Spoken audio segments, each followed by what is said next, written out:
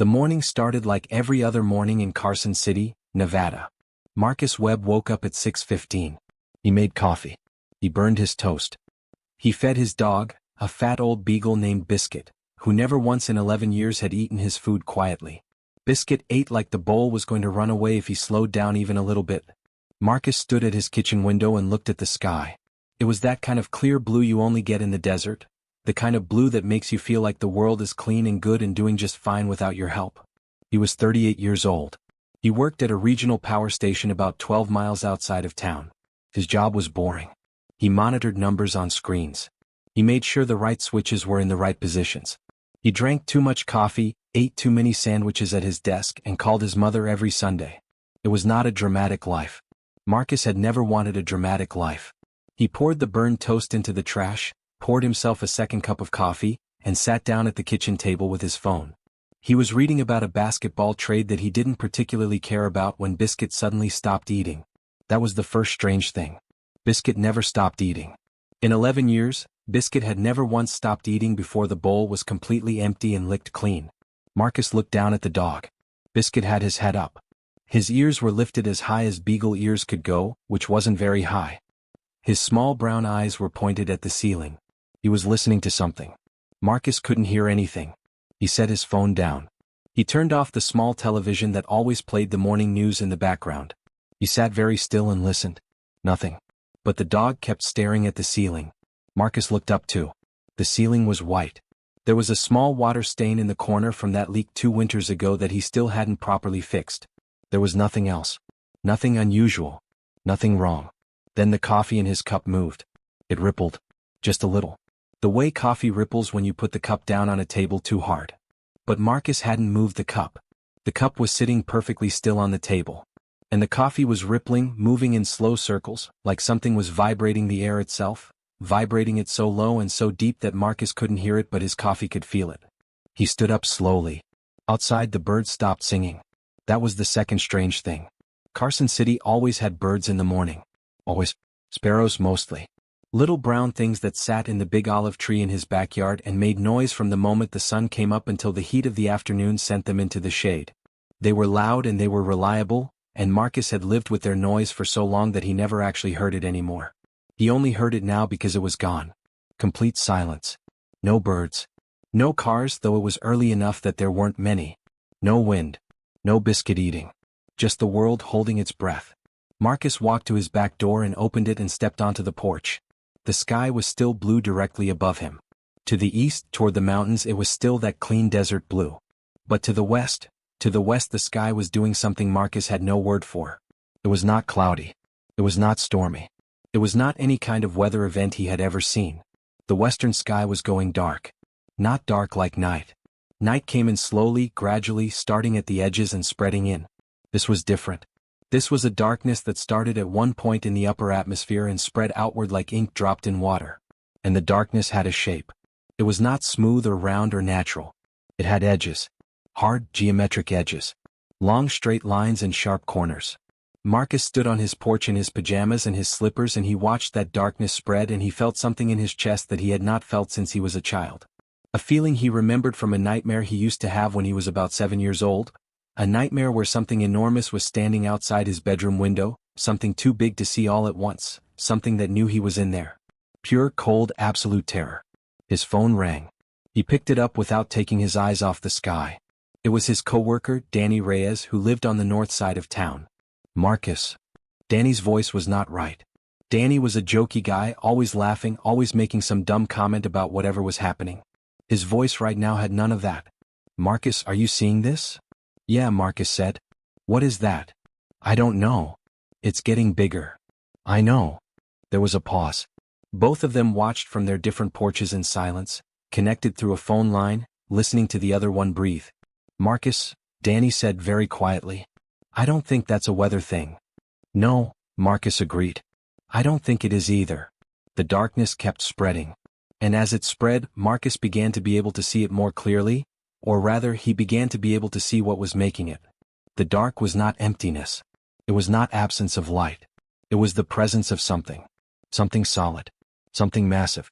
Something that was coming in from the upper atmosphere at an angle that was slow and deliberate, not like a meteor, not falling but descending, choosing to come down. The something had windows. Marcus could see them now. Rows and rows of them, lit from the inside with a cold blue-white light, going on for what looked like miles. Because whatever this thing was, it was miles long. It was miles wide. It was so large that its shadow was already touching the western edge of Carson City, and the object itself was still high in the atmosphere, still coming down, and Marcus could not see where it ended in either direction. It just went on and on and on. His dog came and pressed against his leg. Biscuit was shaking. Marcus put his hand down without thinking and held the dog's ear, and they both stood there and watched the sky get eaten. 2 minutes later, every phone in the country started screaming at once. The emergency alert system. That sound, that awful honking electronic sound that every American knows from weather warnings and Amber Alerts, went off on every phone, on every radio, on every television simultaneously. Marcus's phone, which he still had in his hand, lit up with the same message that 340 million other Americans were receiving at the same exact moment. The message said, "This is not a test. Unidentified objects have entered Earth's atmosphere. Remain indoors. Do not attempt to use roads. Await further instruction from federal authorities." There was no further instruction from federal authorities for the next 4 hours. Marcus went inside. He sat on his couch. He turned on the television. Every channel was showing the same thing. News anchors sitting at their desks with the kind of faces people get when they have been told to stay on camera but they have not been told what to say. Some of them were crying. One anchor, a woman named Carol something on one of the big cable networks, was just sitting completely still and staring directly into the camera with her mouth open, and nobody had cut away from her yet. The footage from cameras around the world was already coming in. There were not just objects over the United States. There were objects over every continent. Objects over Europe, over Asia, over South America, over Africa. Not hundreds. Dozens. Maybe 30. Maybe 40. Each one was the same. Enormous, rectangular, dark, descending slowly, with rows of lights along their sides and a shadow so wide that it swallowed cities. The objects stopped descending at about 30,000 feet. High enough that you couldn't see any detail without cameras. Low enough that their shadows covered whole cities. The darkness in the west that Marcus could see from his porch was now permanent. The sun was blocked. In Carson City it was 9 in the morning and it looked like dusk. It looked like dusk all the way to the horizon. HFY, Marcus whispered to himself, which was something his neighbor Ahmed used to say when something was truly beyond words. Ahmed had moved away years ago but Marcus had picked up the expression. He said it now because there was nothing else to say. There were no English words that covered what was happening. HFY. The objects did not fire weapons. They did not send signals, not yet. They did not do anything. They just stopped. 30,000 feet up. 40 of them. Covering the planet. Waiting. For 6 hours they just waited. Nobody knew what they were waiting for. Nobody knew what to do. Governments all over the world made statements that said a great deal of nothing. People left their houses and stood in the streets and looked up. Some cried. Some prayed. Some just stood with their arms at their sides and their faces turned toward the dark sky with expressions that no camera could quite capture. Expressions that were part fear and part something else, something older, something that lived in the part of the human brain that existed before language. Marcus stood in his backyard with Biscuit pressed against his leg and looked up at the shadow and thought about his mother. He thought about calling her.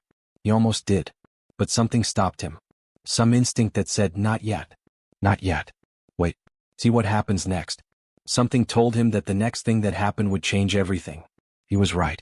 At 3:17 in the afternoon Eastern Time, the objects transmitted their first signal. Every screen on Earth, every phone, every television, every computer monitor, every digital billboard and electronic display of any kind, went dark for exactly 3 seconds. Then they all showed the same image. A face. Not a human face. Something with large dark eyes that seemed to absorb light rather than reflect it. A face with no nose in the human sense. Just 2 narrow slits set flat against smooth gray-blue skin. A wide mouth that seemed to go further back on the face than a human mouth, with lips that were almost the same color as the skin around them. A high, smooth forehead that went up into a rounded head with no visible ears. The face was calm. It was completely, absolutely calm. Not the calm of something that felt no emotion. The calm of something that had decided how it was going to do this and was doing it. It spoke. The sound that came out of every speaker on Earth was not English. It was not any human language. It was a series of tones and pulses and clicking sounds arranged in patterns that were clearly language, clearly constructed, clearly intentional, but completely impossible for any human ear to decode. The face spoke for about 90 seconds. Then the screens went dark again. Then everything went back to normal, news anchors, phones, internet connections, everything. And the world was left alone with the knowledge that something had just spoken to them, had said something important and specific and deliberate, and that nobody on Earth had understood a single word of it.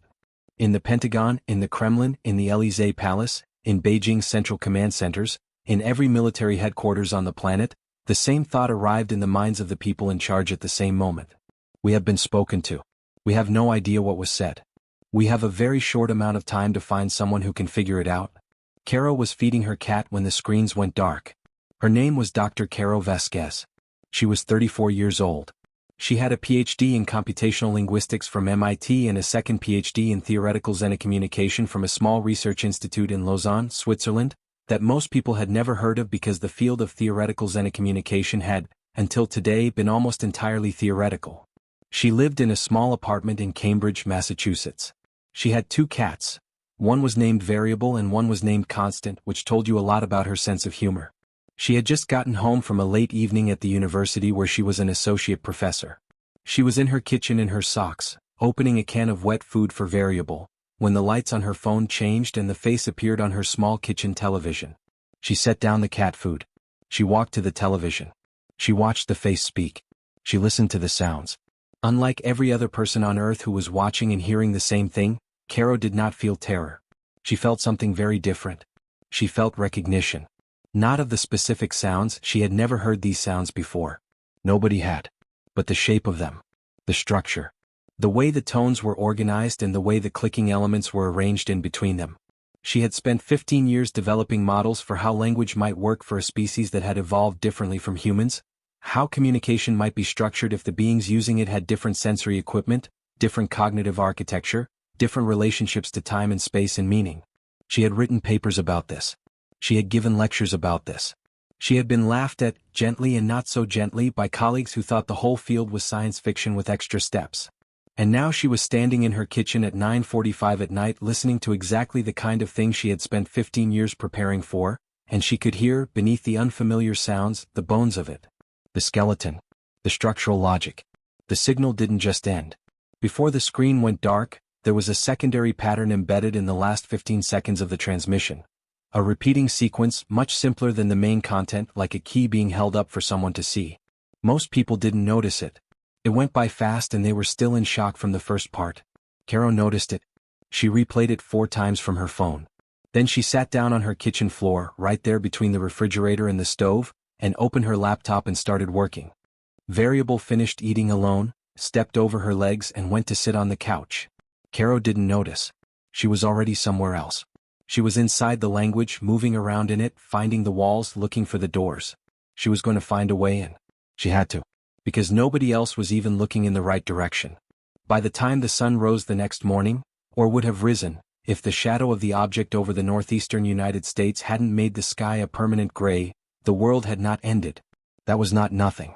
A great many people had spent the night genuinely believing that the world was going to end. Some had taken that belief to dark places. But the world had not ended. The objects had not moved. They had not fired on anything. They had not sent further signals. They were waiting. What the world had instead of an ending was chaos. Every road leading out of every major city was gridlocked. Grocery stores had been emptied in hours. The internet was simultaneously the most useful it had ever been, in terms of distributing information and letting people know their loved ones were safe, and the most dangerous it had ever been, in terms of distributing panic and misinformation at the same speed. Governments were issuing contradictory statements. The United Nations had called an emergency session that had somehow devolved into an argument about whether the session itself was legitimate given who had and hadn't been notified in time. In a secure facility 30 feet underground in Colorado Springs, the people who were actually responsible for doing something were sitting around a long table and not enjoying themselves. General Raymond Price was 61 years old, built like a man who had been athletic in his 40s and hadn't quite surrendered to age yet, with gray hair and a face that looked like it had been pressed under something heavy for many years and had come out a little flat. He was the head of North American Aerospace Defense Command, NORAD, which meant that in a situation involving unidentified objects in the sky, he was the most relevant general in the room. He was not feeling very relevant. "Tell me again," he said to the room in general, why we haven't attempted contact. Dr. Alan Marsh, the NASA administrator, a small pale man in a suit that looked like he had slept in it because he had cleared his throat. We've transmitted on every frequency we know. Radio, microwave, tight beam laser signals, pulse patterns, prime number sequences, everything in our playbook. And? Nothing. No response. What about the signal they sent? We've had over 400 linguists, cryptographers, and signal analysts working on it since last night. Every intelligence agency we have. Our best people. And? Alan Marsh looked at the table. We can identify that it is a language. We can identify that it has grammar, a structural logic to it. We can tell you approximately how many distinct symbols or sounds it uses, which is around 60. We cannot tell you what any of it means. Price rubbed his face. So we received a message and we can't read it and we can't respond and we can't figure out what they want. That's correct. And every military option we have. General. This was Dr. Sylvia Chin, a small, very precise woman from the State Department's Office of International Crisis Management. Whatever military options we have, we should be very careful about. We have 43 of these objects over our planet. Their technology is, we don't have a scale for how far ahead of us it is. We don't know if those ships have weapons. We don't know what would trigger them to use whatever they have. Any action we take that could be read as aggressive. I'm not talking about shooting anything, Price said. I'm talking about options. I like to know what my options are. Your options, said Admiral Denise Carr from the far end of the table, in the dry voice she used when she was about to say something nobody wanted to hear, are limited. The objects are at 30,000 feet. Our aircraft can reach that altitude. Our missiles can reach that altitude. Whether anything we have can damage something that traveled between star systems is a different question. Silence. Price looked around the table. Scientists, generals, intelligence officers, politicians. 40-something people who were, collectively, the most powerful decision-making body that the United States could assemble on 24 hours' notice. 40-something people who, in this particular situation, had almost nothing useful to offer. There has to be something, he said. His aide, a young captain named Torres, leaned in from behind his chair. Sir, we've been getting some outside submissions. People who want to help. Academics mostly. Scientists. A few people I'd call unusual. Unusual how?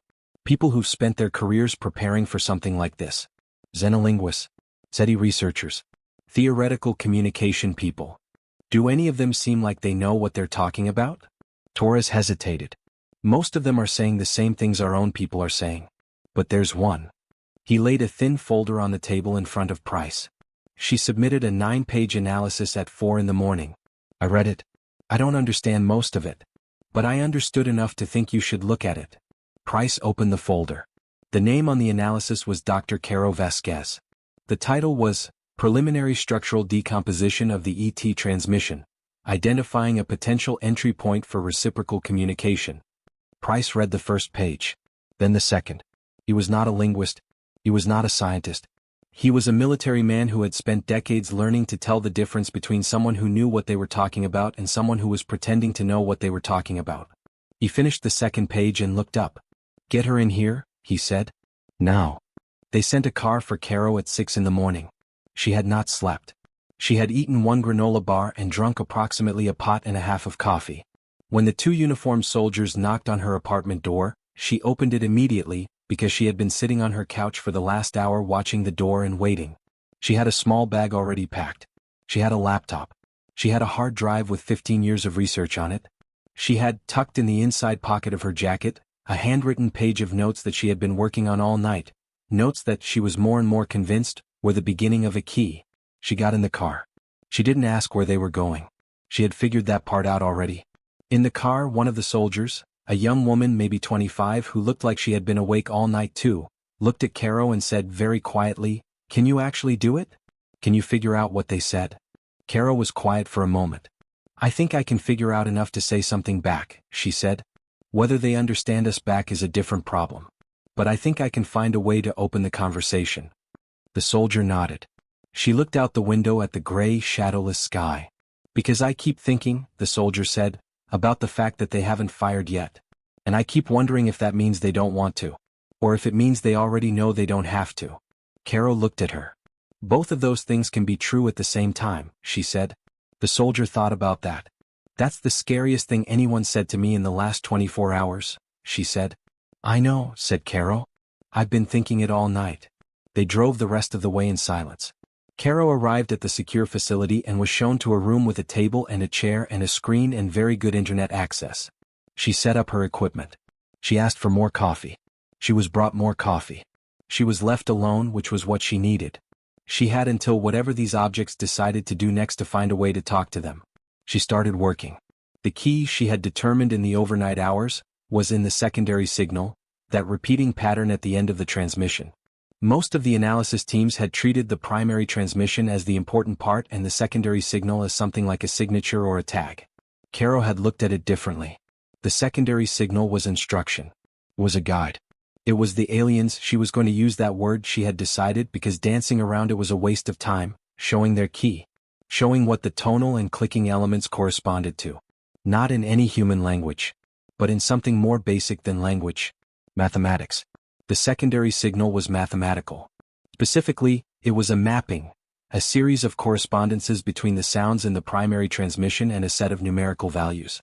If you ran those values through certain transformations that Caro had spent 10 years writing papers about as purely theoretical exercises, you got something that looked very much like a semantic index.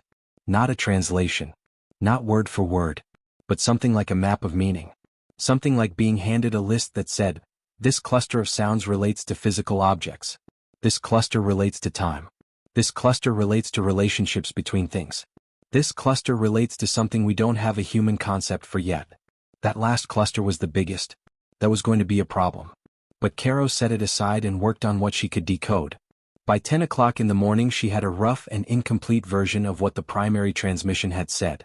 She walked down the hall and knocked on the door of the conference room where General Price and his team were waiting. She went inside.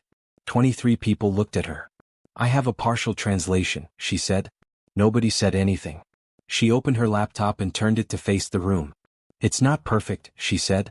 And there's a large section, I'd estimate about 40% of the message, that I don't have human concepts to translate into yet. But the first part of the message I can give you. She looked at the screen. Then she looked at the room. The first part of the message says, roughly, we have arrived. We have observed. What follows is our terms. Silence. Price leaned forward. Terms? Like negotiating terms? That's the closest human concept I can map it to. Yes. Terms for what? Caro looked at him steadily. That's the part one can't translate yet. The 40%. But from the structural context and the mathematical framing of what I can read, General, I think these terms are about Earth. About this planet. About what happens to it. And I think they're giving us a specific amount of time to respond. How much time? Caro had been dreading this question. The time reference in the message maps to a unit that I'm still calculating. But my best estimate, she paused. 72 hours from the time of the original transmission.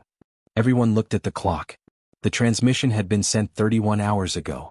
We have 41 hours, Admiral Carr said. Approximately, Caro said. Yes. Price stood up. Dr. Vasquez, he said. Whatever you need. Any resource. Any person.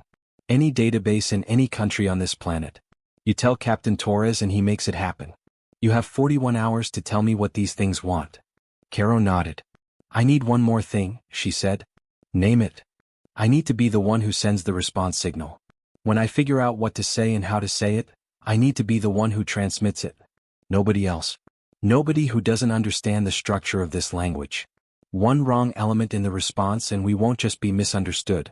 We could say something we don't mean. Something that can't be taken back. Price looked at her for a long moment.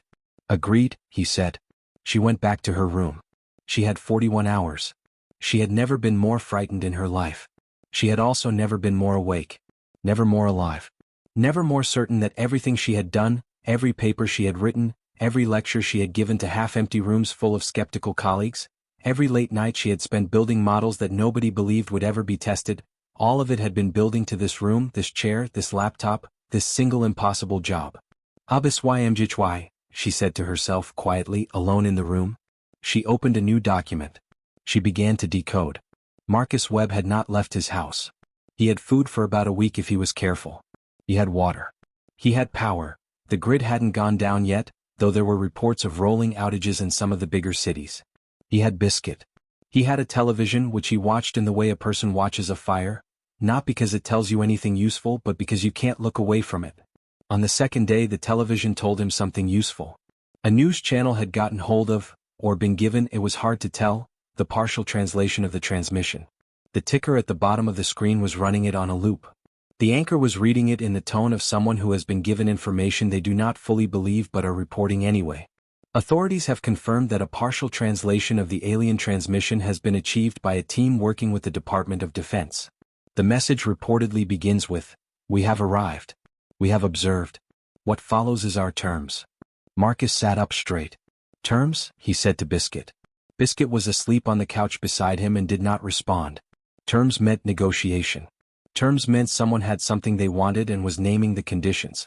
Terms meant that this was not, or at least not yet, an attack. An attack didn't send terms first. An attack didn't give you 72 hours. Marcus was not a military person. He was not a scientist. He was a power station worker with a dog and a burn toast habit and a job that involved looking at screens and making sure numbers were in the right range. But he knew something about how power worked. Not political power or military power, literal, physical electrical power. And there was something about those objects that had been nagging at him since the first moment he saw them. He went to his back porch again. He looked up at the bottom of the object. It was clear enough today that he could see it in some detail, or at least the section of it directly above him. He could see the hull, which was dark but not completely featureless. He could see what looked like structural ridges regularly spaced. He could see the rows of lights. And he could see, in two locations on the underside of the visible section, something that looked like cooling vents. Large, rectangular, with what appeared to be a slow rhythmic pulsing. Open, closed, like the object was breathing. He had worked at power stations for 15 years. He knew what cooling vents on a large power generation system looked like. He knew what the particular kind of heat shimmer those vents were producing meant. These objects were generating enormous amounts of power. More power than Marcus could calculate easily in his head. They were not weapons platforms sitting idle. They were power plants. Active, running, pouring out energy the way his station poured out electricity, continuously, steadily, at maximum capacity. For what? He thought about it. He went inside and sat down and thought about it properly, the way he thought about problems at work, systematically, going through what he knew and what he didn't know.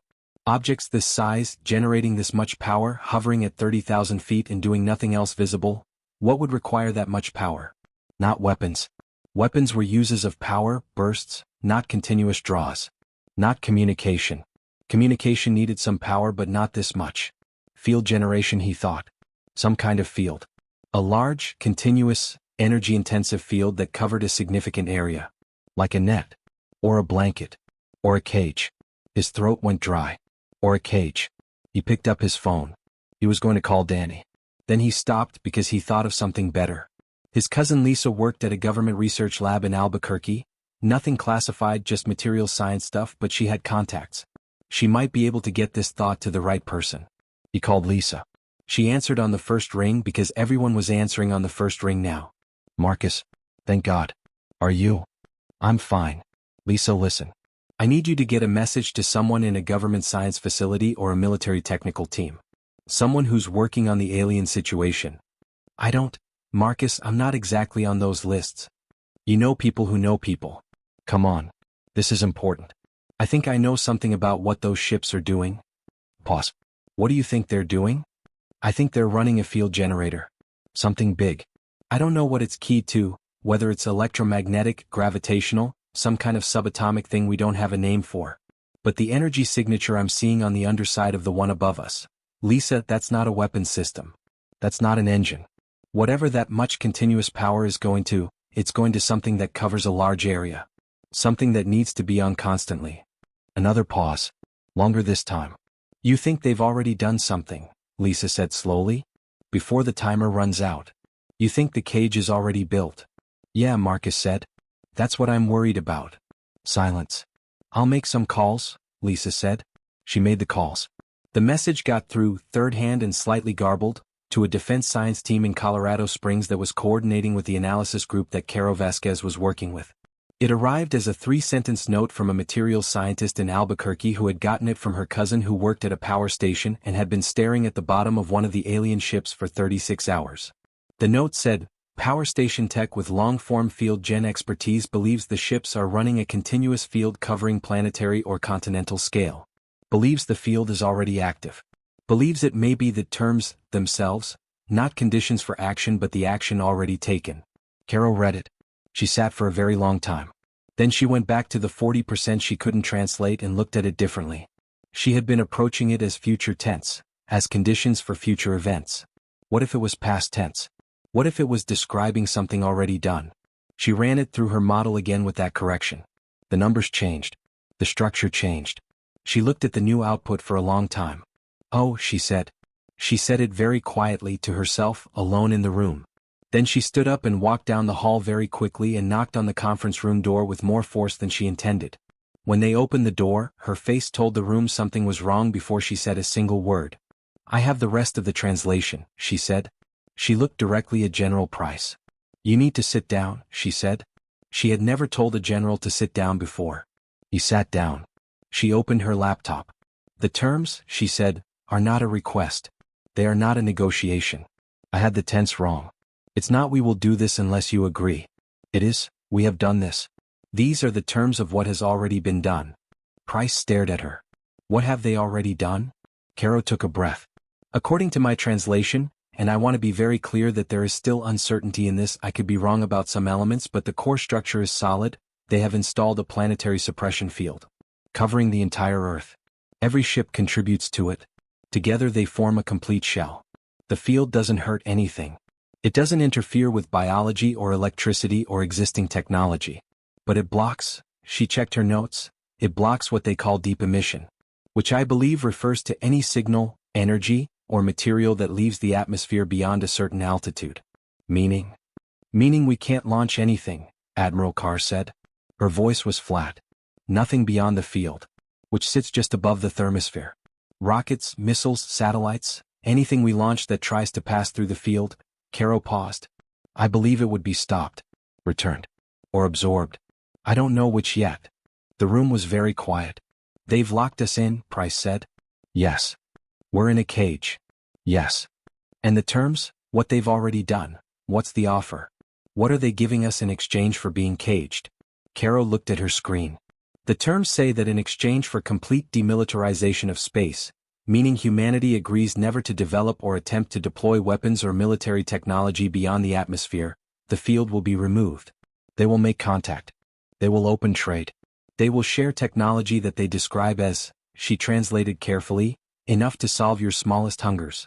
I believe that means resource scarcity. Energy. Food. Water. Medical technology. Silence. Then Dr. Marsh from NASA said very quietly, they're offering us everything we've ever wanted. In exchange for giving up the one thing that makes us dangerous to them. That's right, Caro said. We'd be safe, Marsh said. Everyone would be safe. No more wars. No more resource competition. They'd hand us abundance. Yes. And we'd be completely, permanently dependent on them. Without any ability to project power beyond our own planet. Ever. Yes, Caro said. That's exactly right. Another silence. A very different kind of silence than before. The kind of silence where 23 people are all thinking the same thing and nobody wants to be the first one to say it out loud. Price said it. There's a third option, he said. That's not in the translation. There's something they didn't include in their terms because they didn't think they had to include it. Everyone looked at him. What happens, he said slowly, if we say no to the terms? Not just no to the offer. What if we find a way to break the cage? Caro looked at him for a long time. I think, she said carefully, that's the option they don't think exists. I think they don't have a response prepared for that because they don't believe it's possible. Price smiled. It was a small, grim, specific kind of smile. Good, he said. That's our opening. The debate happened in that room over the next 14 hours, while the clock ran down and the alien ships held position and the world outside continued its chaos.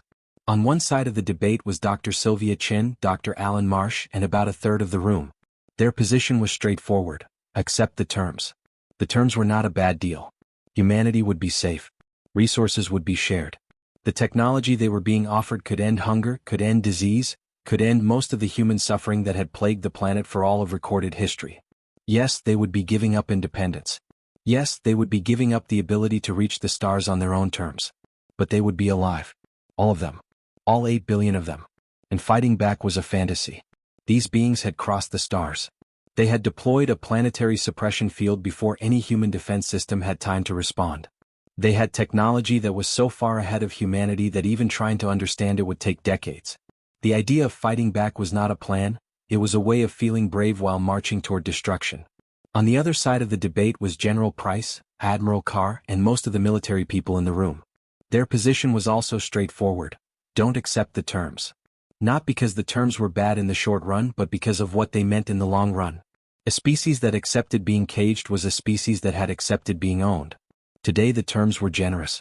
Tomorrow, when humanity had no ability to resist and no technology of its own and no capability to threaten anything, the terms could change. Whoever held the cage held the future. And there was a practical argument too. The field was real, but it was also new. New technology had vulnerabilities. Vulnerabilities could be found. Humanity had more brilliant scientists and engineers than any other single variable. They had evolved with creativity and problem-solving as their primary survival advantage. Given enough time and enough focus, humans could find a way through, under, around, or simply blow a hole in whatever these beings had built. Caro sat in the middle of this debate and listened to both sides and said very little, because she was doing something more important than arguing. She was communicating. She had, in the 14 hours since her translation, been building a response message. Not sending it, building it. Carefully, patiently, using the mathematical structure of the alien secondary signal as her template, constructing something that would communicate in their language rather than demanding they understand hers. She wasn't building a message that said yes or no. She was building something more dangerous than either. She was building a question. Because in her 14 years of xenolinguistic theory, one thing had always been central. The relationship between a species and its language revealed the relationship between that species and its thinking.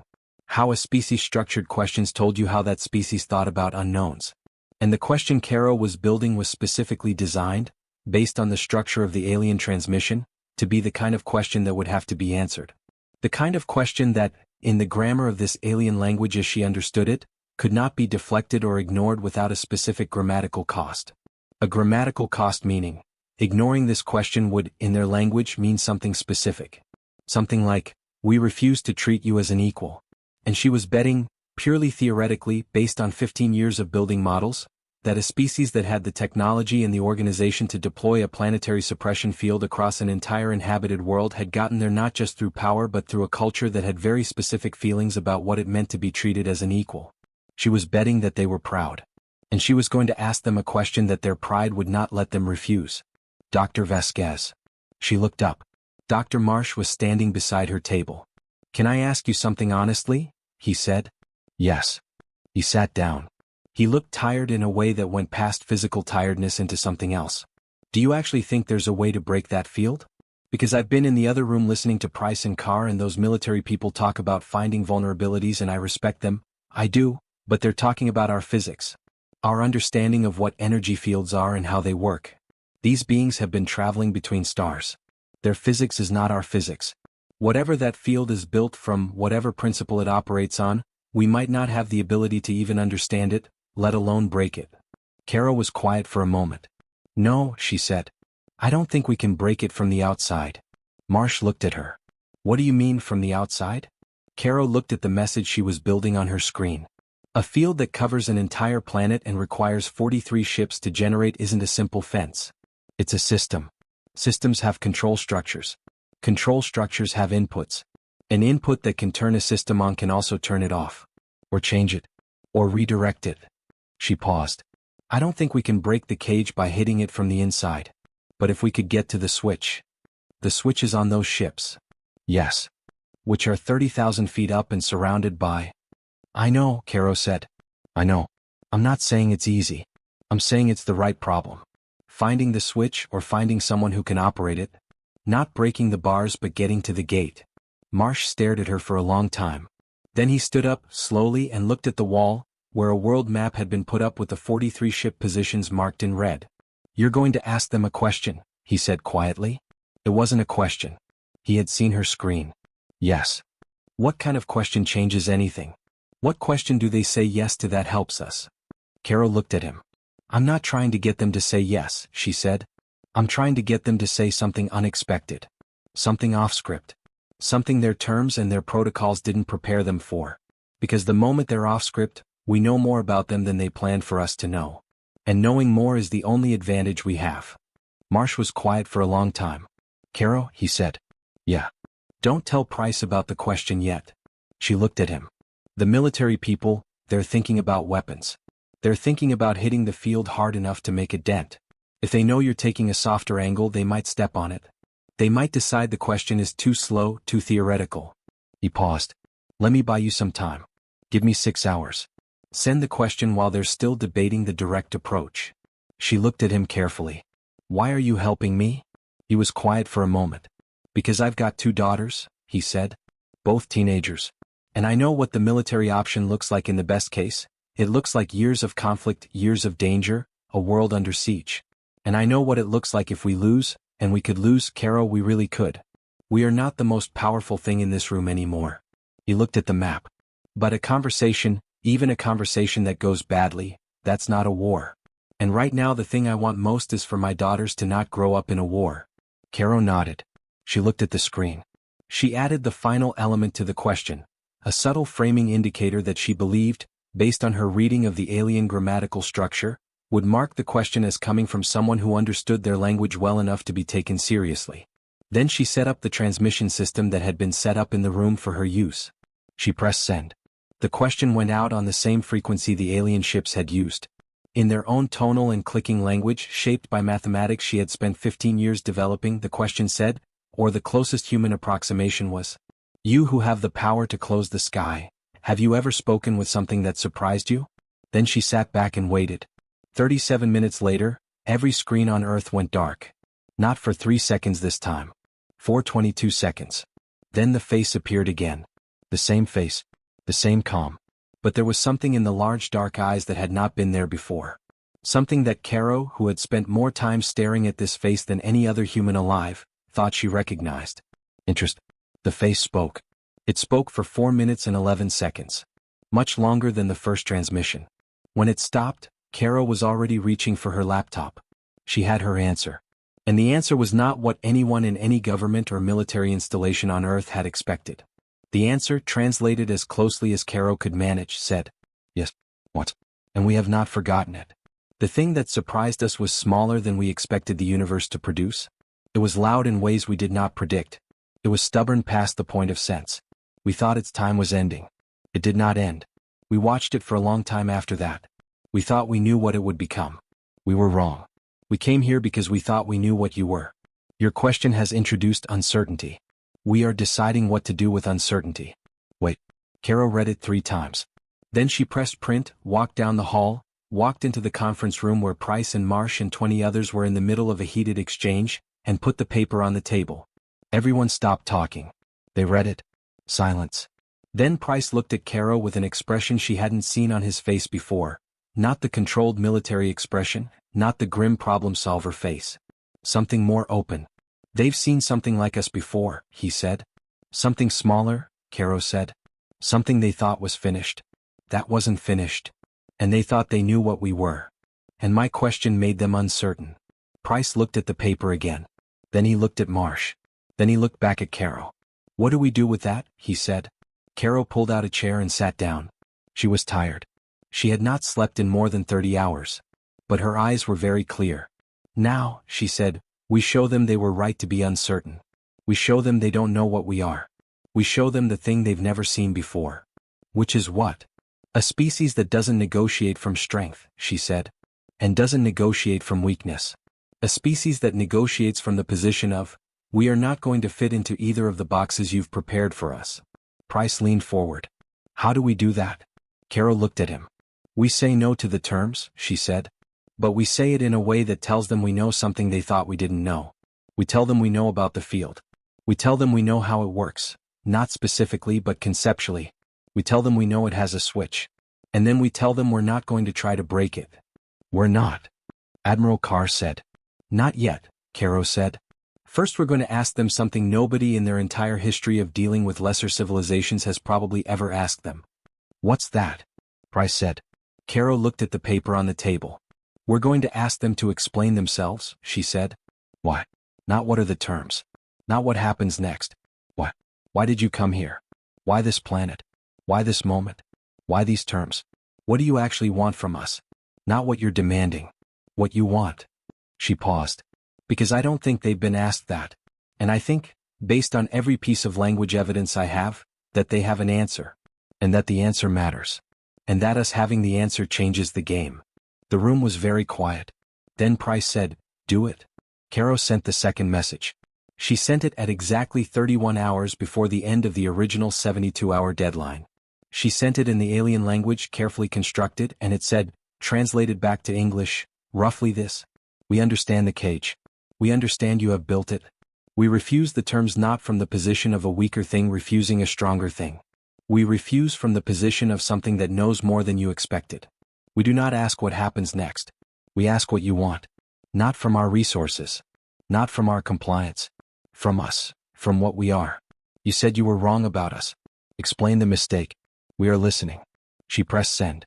Then she sat back and waited. The response took 2 hours and 48 minutes. The longest wait yet. When the face appeared on the screens again, something had changed. The face was the same face. Caro had now watched this face for hours and had begun to read it, or thought she had. But the setting had changed. Before, the face had appeared against a dark background as though in an empty room.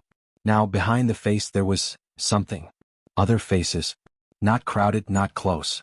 At a distance, perhaps 10 of them, arranged in a loose grouping, all looking at the same point, at the screen, at the transmission. There were more of them watching this time. That meant something. The face spoke for 11 minutes. Caro recorded every second, ran it through her model twice, and came out with a translation that she read 4 times before she believed it enough to print it. It said, approximately, this: "We have moved through 49 civilizations before reaching yours. In 47 of them, the result of this conversation was the same. The smaller species accepted the terms. Some accepted with gratitude. Some accepted with anger. Some accepted with what I recognize in your language as grief. But all accepted. The terms are fair. We do not take what is yours. We protect the universe from what you might become." Caro had underlined the next part twice. In 2 civilizations the result was different. The first different result was what your kind would call a war. It ended as such wars end. The second different result, the thing we have not forgotten, was a civilization smaller than yours, less organized than yours, with fewer resources and less time. They did not fight. They did not accept. They asked a question we were not ready for. The question was not about their survival. It was about ours. Caro's hands were very still on the keyboard. They asked us why we needed to do this at all. Not why we came. Not why we built the cage. They asked why a civilization with what we have still needs to control what smaller civilizations do. They asked what we were afraid of. They said, only something that is afraid builds cages. We were not ready for this question. We left that civilization without resolution. We have thought about it for longer than your species has existed. We came here to try again. To see if a younger species could ask us something that changes the answer. Your question was the first signal that you might be the one. Caro read it. Then she stood up. She walked very slowly to the window of the room, a narrow high window that looked at a concrete wall because this facility was underground, but she stood at it anyway, the way you stand at windows when you need to think. They were afraid. Not of humanity specifically. Of what they might do or might not do, or might have done and couldn't undo. Something an ancient small civilization had asked them and they had never answered. A question about their own nature. About why power needs to control. They hadn't come here to dominate. Or not only to dominate. They had come here because they were still carrying a question from a long time ago, and they were hoping a young, loud, stubborn species might be the one to finally give them an answer. She thought about what the second message from that long-gone civilization must have sounded like. She thought about what it took to ask your captor what they were afraid of. She thought about the fact that those beings had been smaller than humanity and less organized and had still found the exact right question to ask. She thought about her apartment in Cambridge. About variable and constant, both probably confused about where she was. About the university and the half-empty lecture rooms and the colleagues who had thought her work was science fiction. She thought, what do I say now? Not as a scientist. Not as a translator. As the person who happened to be in this room, in this moment, in possession of the one tool that mattered. What do you say to something that has crossed the stars and built a cage around your planet and is standing outside the cage asking, though it might not know it's asking, to be understood? She turned back to the computer. She thought for a very long time. Then she wrote a message. She looked at it. She deleted it. She wrote another one. She looked at it. She deleted most of it and kept one part. She wrote the rest of that one. She looked at it for 10 minutes without moving. Then she pressed send. The message said, "We know what you are afraid of. We are afraid of it too. You are afraid that the things you have made and the power you have built will one day not be enough. That something will rise that is bigger than you and will do to you what you have done to others. You built the cage because you are trying to stop the universe from producing your own replacement. But the civilization that asked you about your fear, you left them unresolved. Which means you did not stop the universe from producing the question. It produced us instead. We are not asking you to remove the cage because we are strong enough to break it. We are asking you to remove it because keeping it makes you smaller, not larger. It makes you the thing that is afraid. And you have been afraid long enough. HFY, it is time to set down what has been too heavy to carry." Caro sat back. She realized her hands were shaking. She also realized she had used the phrase HFY. She had included it in the alien mathematical structure, not as a direct quote but as a conceptual framing, because the phrase was the closest human concept she had to what she wanted to say, and she had embedded it in the transmission using the emotional relational cluster of the alien grammar. She didn't know if they had an equivalent concept. She was betting they did. She was betting that any civilization old enough to have crossed 49 inhabited worlds had developed some version of a phrase that meant, "Enough, now. Something has been carried too long." She was betting on something that was not mathematics, not linguistics, not any of the careful, precise, theoretical tools she had built. She was betting on the possibility that grief and exhaustion and the need to set something down were not unique to humans.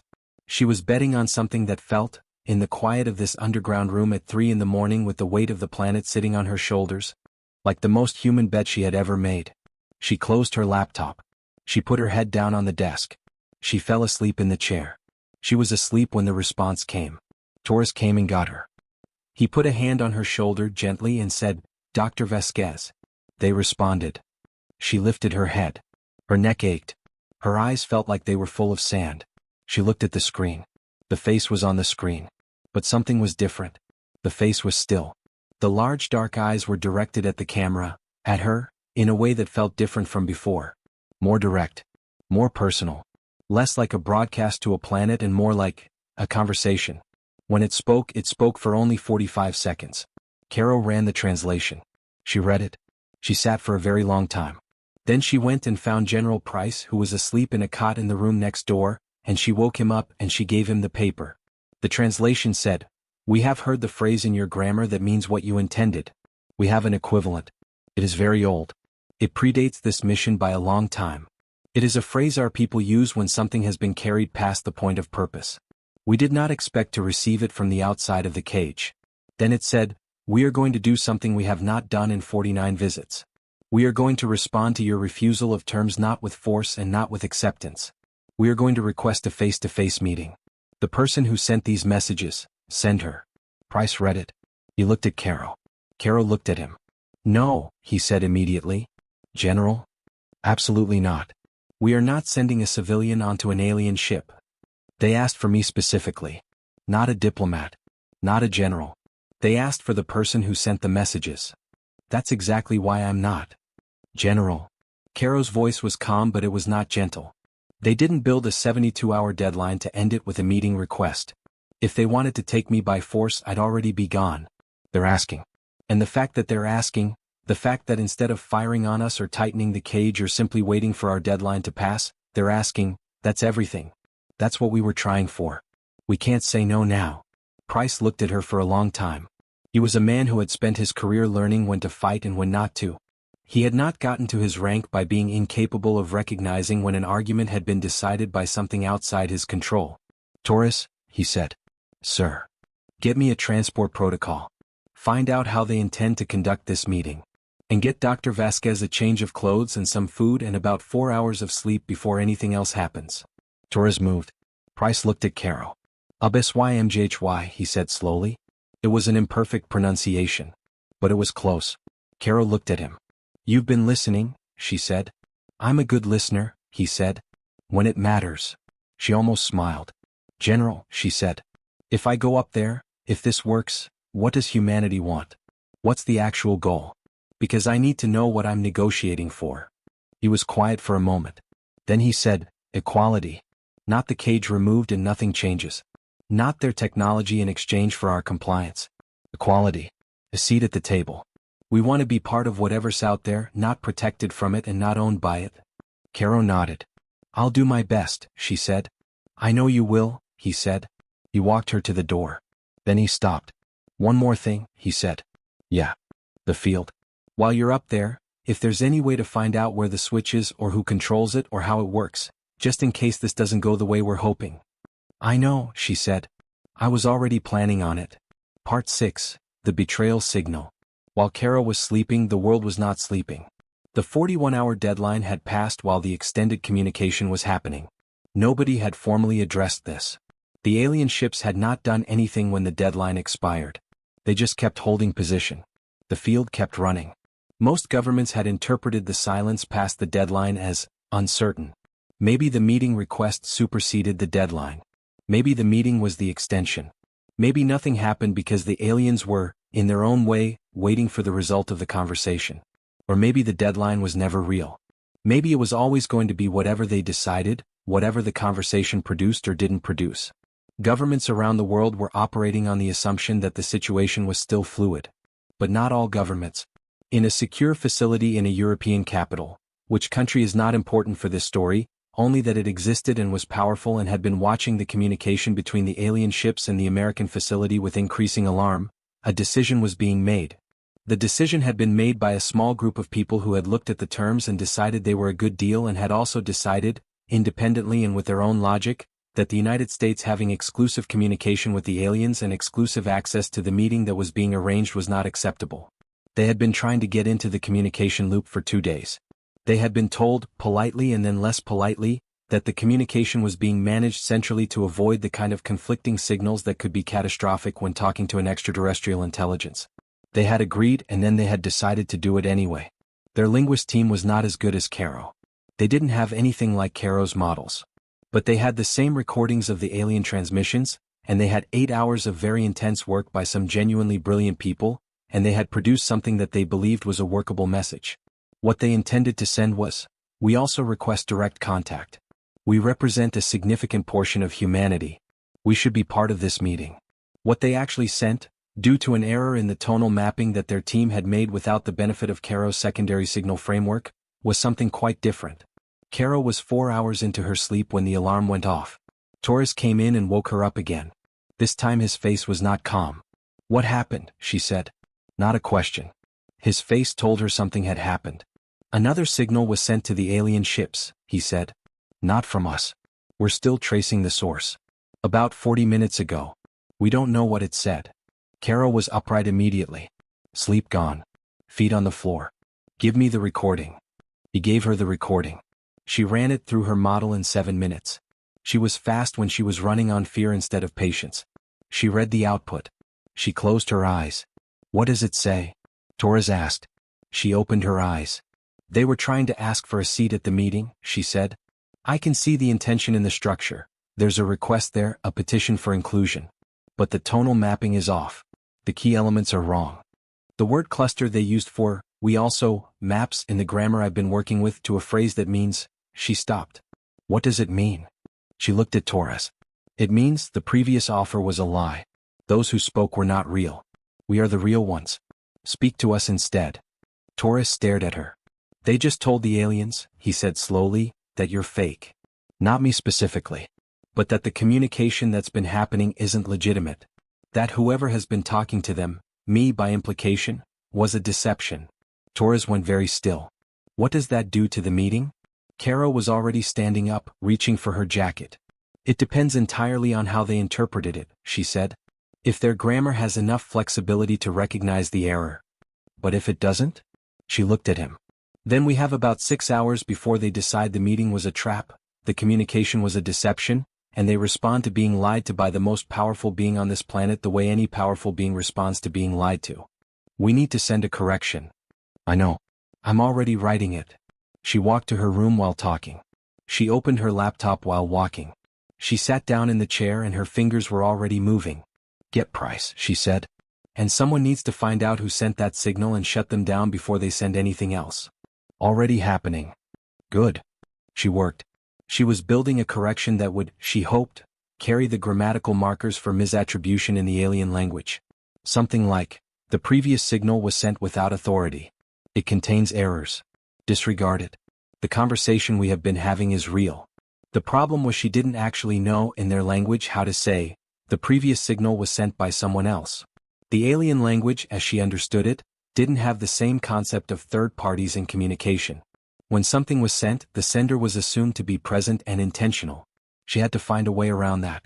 She worked for 40 minutes. She found the way around it. It used a structural inversion, a kind of grammatical past tense marker that, applied to the offending elements of the rogue signal, would effectively say, these words belong to a time that did not happen correctly. They came from a path that branched off and ended. The conversation that is real is this one. It was not perfect. Might not be enough. She sent it. Then she waited. The response came in 20 minutes. The face was on the screen. The large dark eyes were, Carol was learning to read them, not angry. But they were very still in a way that was different from calm. The way water is still right before something disturbs it. The face spoke 6 words. Caro translated them. She read the translation. She breathed out slowly. What does it say? Torres asked from behind her. It says, Caro said, we have decided to attribute the error to the complexity of your kind. We find your kind is more complex than expected. This is being added to the record. Torres was quiet for a moment. Is that good? It's better than bad, Caro said. They're not treating it as a deception. They're treating it as evidence that we're more complicated than they thought. Which, she stopped. Which what? Which might actually help us, she said quietly. Because one of the things I think they came here expecting is a species that presents itself with a single voice. Governments, militaries, a unified front. Clean hierarchy. And what they're getting is, us. Genuinely, messily, contradictorily us. She paused. The rogue signal might have done us a favor without meaning to. By making us look disorganized? By making us look honest, she said. There's no civilization in the universe that is genuinely a single unified voice. And they know that. If we were presenting ourselves as perfectly unified, they'd know it was performance. The rogue signal proved we're not performing. We're just arguing with each other the way every complicated species argues with itself. They've probably seen that before too. Torres thought about this. You're saying them seeing our mess makes us more believable. Yes, Caro said. That's exactly what I'm saying. She closed the laptop. Tell Price the meeting is still on, she said. And tell whoever sent that rogue signal that if they send anything else I will personally. She stopped, took a breath. Tell them it has been handled and they are not to transmit anything further. Yes, ma'am. She sat for a moment in the quiet of the room. She thought about what it meant to go up there. To physically get in whatever transport the aliens sent and go up 30,000 feet to a ship that was, she had to admit this to herself, incomprehensible. A ship that was miles long. Built by beings who had done this 49 times before and had never had a meeting go like this one. She was not brave in the traditional sense. She was not a soldier. She was not a person who had trained to go into dangerous situations. She was a linguist who sat in rooms and thought about language for a living. But she was the person who had found the door. And having found the door you had to go through it. Caro. She looked up. General Price was standing in the doorway. The transport arrives in 4 hours, he said. They've specified a location. Open desert outside of Reno. They'll send something down. He paused. I want you to know, I've told them you're our representative. Officially. You have full authority to speak for the United States government and, to the extent we can arrange it in 4 hours, for the human species. Caro stared at him. I'm a linguist, she said. You're the person they asked for, he said. And you're the person who's gotten us this far. I've been in enough negotiations to know when someone is the right person. You're the right person. She stood up. If this goes wrong, she started. If it goes wrong, he said, then we deal with that. But it's not going to go wrong. He paused. Not because I'm optimistic. Because of what you said in there, we're not negotiating from strength and we're not negotiating from weakness. We're negotiating from being genuinely surprising. That's an advantage nobody can take away from us because it's not something we can manufacture. It's just what we are. Caro looked at him. 4 hours, she said. 4 hours. She nodded. She went to find something to eat. Marcus Webb did not know any of this was happening. He knew the deadline had passed. He knew the ships were still there. He knew the world was in a state that could best be described as terrified suspended animation. Everyone holding their breath, waiting, not knowing for what. He was sitting on his porch on the third day watching the dark sky and thinking about the cooling vents, when he noticed something new. The vents were pulsing differently. He'd been watching them long enough, 3 days pretty much continuously when he was outside, that he had the rhythm of the pulse memorized without meaning to. Open and close, a slow and regular cycle. Like a heartbeat. A very large, very slow heartbeat. The rhythm had changed. It was faster now. Slightly. Maybe 15% faster. And the aperture, the size of the opening, was smaller. Like the vents were being partially closed. He stood up. He watched for 10 minutes to make sure he wasn't imagining it. He wasn't imagining it. He called Lisa. The field is being reconfigured, he said before she could say hello. Marcus, what? I'm watching the vents on the ship above me. The power output has changed. The field is being reconfigured. Something is happening up there. He paused. Are you still in contact with those science people? I talked to someone this morning. They were focused on the communication stuff. Get them a message. Tell them whatever they're doing in that communication, the field is reacting to it. The ships are responding. They're not just holding position anymore, they're doing something. The field geometry is changing.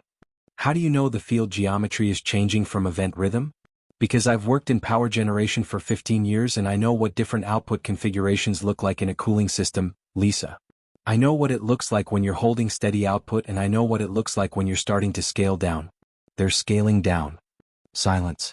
Scaling down as in whatever the people doing the communicating are doing, it's working. The cage is getting smaller. Or not smaller. Lighter. Like they're letting the pressure off. Still on but not running at full containment capacity. I'll get the message through, Lisa said. Marcus sat down on the porch steps. He looked up at the bottom of the ship. In the gray light, the permanent gray light of the shadow world they'd been living in, it was still enormous, still incomprehensible in its scale. But it was different now. For 3 days it had felt like a lid. Flat, heavy, pressing down. Now, with the subtle change in the vent rhythm, it felt more like he searched for the right word. A door. Slightly ajar. Not open. Not close to open. But not fully shut either. For the first time in 3 days, Marcus felt something that wasn't dread. He felt, cautiously, something like hope. Okay, Biscuit, he said, looking down at the dog who was, as always, pressed against his leg. Okay. I think maybe it's going to be all right. Biscuit looked up at him with the expression he always used when Marcus talked to him in a serious tone. The expression that said, I don't know what you're saying but I believe you mean it. Marcus put his hand on the dog's head. In the facility in Colorado, the message from Marcus's cousin was received and passed to the technical team that had been monitoring the alien ship's energy signatures from satellite data. They confirmed it immediately. Marcus was right. The field was changing. Not dropping but modulating. Becoming. The technical word was anisotropic, meaning it was becoming non-uniform, having stronger and weaker zones rather than the complete uniform shell it had been maintaining. The weakest zone was directly above the Reno Desert location where the meeting transport was scheduled to arrive. General Price, when he received this information, looked at the ceiling for a moment. Then he looked at Torres. They're opening a door, he said. For Caro, Torres said. Not just for Caro, Price said slowly. The field, if the weak zone is as large as they're showing, it's not just a transport corridor. It's big enough for... He stopped. He sat down. He thought. He had been a military man for 35 years. He had spent 35 years looking at the world through the lens of strategy, positioning, advantage, the geometry of force. He had been trying to not look at the current situation through that lens because every time he did he came to conclusions that terrified him. But the weak zone in the field was big enough for something significant. And his training would not let him look at that without thinking about what it meant. Torres, he said. Sir. Pull up everything we have on current military readiness. Space-capable assets. Anything that was in orbit before the field went up. Torres paused. Sir, we agreed that we wouldn't. I know what we agreed, Price said. I'm not planning anything. I need to know what's there before I decide what I'm not going to do with it. Torres pulled the files. Price looked at them. He looked for a long time. There was something in orbit. 3 things, actually, 2 reconnaissance satellites that had been up before the field and were therefore inside it, below its upper edge, still functioning. And one other thing. One thing that had been classified at the highest level for 8 years. A project that had been built in sections, each section launched separately and assembled in low orbit, specifically because no single launch was large enough to carry it in one piece. A project that the public had been told was a deep space telescope upgrade mission. It was not a deep space telescope upgrade mission. It was a weapons platform. A large one. It had been built under the assumption that the next major conflict would be fought in space, by entities much more human than whatever was currently sitting at 30,000 feet above Nevada. It had been built to deal with human enemies. It had never been used. It had been sitting in low orbit for 3 years, fully operational, fully charged, aimed at nothing. And it was on the inside of the alien field. Below the upper edge. Unaffected by the suppression. Price sat and looked at the file for a very long time. He was not a man who made rash decisions. He was not a man who used weapons casually. He was not the kind of general who solved every problem by pointing something at it. But he was a man who had spent 35 years learning one lesson above all others. Never let a moment of advantage pass without at least understanding it. You didn't have to use the advantage. But you had to know it was there. And you had to have a plan for it. Even if the plan was, not today. He closed the file. He looked at Torres. Do not transmit that file, he said. Do not share it with anyone outside this room. I want a direct line to the platform commander opened but kept silent. No transmissions. I just want to know the line is there. Yes, sir. And Torres. Sir? Get Carol ready. She leaves in 3 hours. Torres left. Price sat alone in the room for a moment. He thought about Caro, a small woman in a jacket, going up into a miles-long alien ship, armed with nothing but 15 years of work and a phrase in a language she'd learned from a neighbor. He thought about the field. He thought about the weapons platform. He thought about what kind of world it was where the most powerful tool humanity had was a woman with a laptop and a question. He thought maybe that was the right kind of world. He hoped so. He genuinely hoped so. But he left the line to the platform commander open. Just in case. The transport arrived at 3 in the morning local time, over the open desert east of Reno. It came down silently. Not the way aircraft came down, no roar, no visible propulsion, no heat shimmer. It simply descended the way the large ships had descended on the first day, but smaller, more deliberate. A shape about 40 feet long, dark, with the same cold blue-white light along its edges that all the alien ships carried. Caro was standing in the desert with Price, Torres, and 6 soldiers who were there to watch but had been specifically told they were not there to do anything else. She had a small bag. Her laptop. Her hard drive. A phone, though she didn't expect it to work up there. She had a recorder strapped to her wrist, military-grade, shielded, that would capture everything said or shown to her in the alien ship. She was wearing a jacket because the desert was cold at night. She looked at the transport. It doesn't look very threatening, Torres said beside her. No, she agreed. Is that intentional? Like they designed it to be less? I think, Caro said, that it looks exactly like it is. It's not a weapon. It's a ride. The transport touched down about 200 feet away. There was no ramp, no opening visible. Then, gradually, like something solidifying out of darkness, a section of the hull became transparent, and a ramp extended to the sand. Nobody came out. Just waited. Caro picked up her bag. Price put a hand on her shoulder. Not a grip. Just a brief, firm contact. If anything feels wrong in there, he started. I'll trust my instincts, she said. Your instincts have been good so far. Let's hope they hold. She walked across the sand. The ramp was warm under her feet. Warmer than the air around it. The interior of the transport, when she walked up the ramp, was lit in that same cold blue-white, which up close was not cold at all. It was somehow soft, directional without being harsh, like the light you got in a room with very good diffuse lighting and no visible source. The interior was simple. One room. No seats in any form she recognized. The floor was slightly resilient under her feet, like standing on something between hard foam and rubber. The walls were smooth. There was one element at the far end of the room that might have been a control surface. A slightly raised section of the wall with what appeared to be texture rather than any visible buttons or displays. She was alone in the transport. The ramp retracted. The hull section became opaque again. Then the transport lifted. She could feel the motion, upward, fast, much faster than she expected, as a very slight pressure in her chest, not unpleasant like the feeling of a fast elevator accelerating. The walls didn't vibrate. There was no sound. She sat on the floor because there was nothing to sit on, and wrapped her arms around her knees and looked at the walls. She thought, HFY. I am here. Whatever comes next, I am here and I am ready. The transport docked. She assumed it docked, though she felt nothing, about 4 minutes after leaving the ground. The wall she'd been watching became transparent, showing darkness and then light and then a corridor. She stood up. She walked through. The corridor was enormous. Not by human standards of enormous, by the standards of being inside something that was miles long. It was about 30 feet high and 50 feet wide, with the same diffuse blue-white light, and walls that had the same smooth texture as the transport interior. It extended in both directions further than she could see. Standing in the corridor waiting for her were two of them. She had seen the face many times on screen. In person it was different. Not frightening in the way she'd half expected. Not physically threatening, not sharp-edged or menacing. Just, genuinely alien. Tall, both of them, by half a head above her. Slim in a way that made their movements look precise.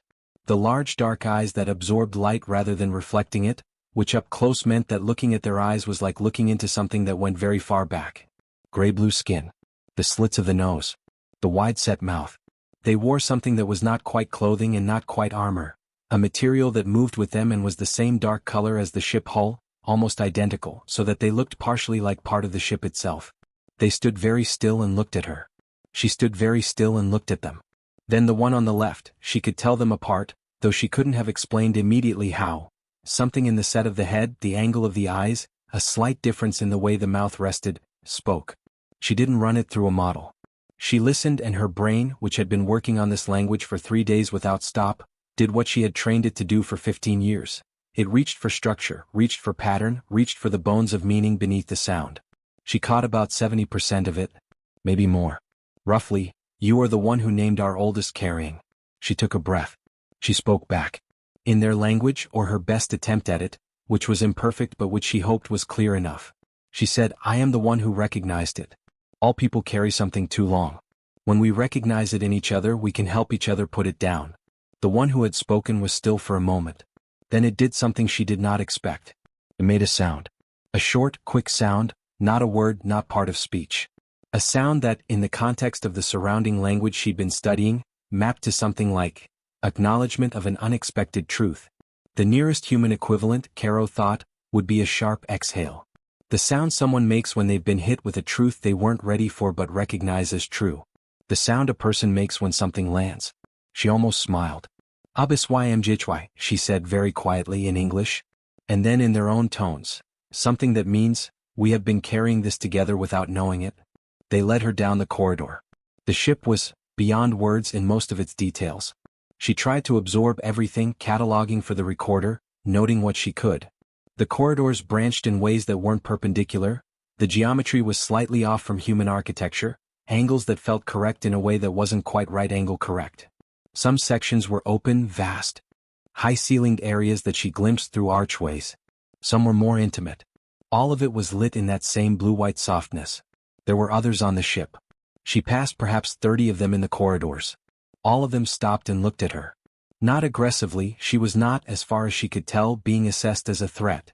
She was being looked at with the focused, careful attention of beings who had been told something unusual was coming and were now seeing the unusual thing and matching it to what they'd been told. She looked back at all of them. She did not look away from any of their gazes. Not because she was trying to be brave. Because she had decided, before she got on the transport, that the most important thing she could communicate without language was, "I am not afraid of you. Not because you're not powerful. Because I respect power without fearing it." She didn't know if that was legible to them. She tried to make it legible anyway. They brought her to a room that was different from the corridors. Smaller. Approximately the size of a large conference room. In the center of the room, she almost laughed when she saw it, a short, surprised, involuntary laugh. In the center of the room was something that was recognizably, despite being made from alien materials in an alien way, a table. Not circular. Not rectangular. Something in between, a shape she didn't have a name for. And around it, not chairs in the human sense, but raised platforms, padded, at heights that suggested sitting or partly reclining, arranged around the table at regular intervals. And at one of the platforms, already seated, was the one she recognized.